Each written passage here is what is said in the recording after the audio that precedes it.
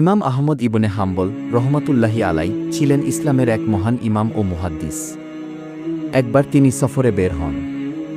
এক অজানা শহরে রাত হয়। তিনি মসজিদে রাত্রি যাপন করতে চাইলেন, কিন্তু মসজিদের দারোজান তাকে থাকতে দিল না।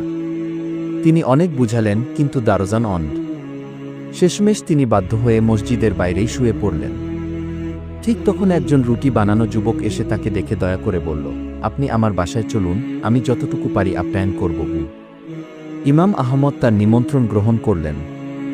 যুবকের বাসায় গিয়ে তিনি লক্ষ্য করলেন, যুবক রুটি বানানোর পুরো সময়টাতে একনাগাড়ে ইস্তিগফার, আস্তাগফিরুল্লাহ পাঠ করছিল।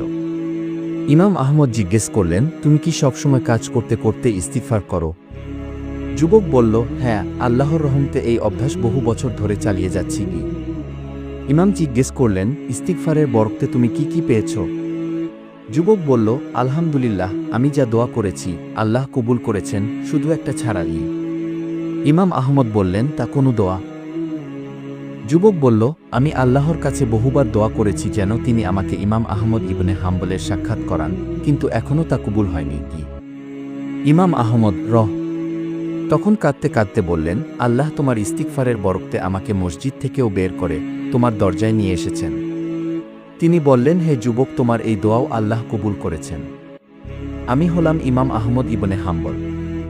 এই শুনে যুবকের চোখে পানি এসে গেল এবং সে মুসাফা ও তার কপালে চুমু খেতে লাগলেন এবং আল্লাহর প্রশংসা করতে লাগলেন।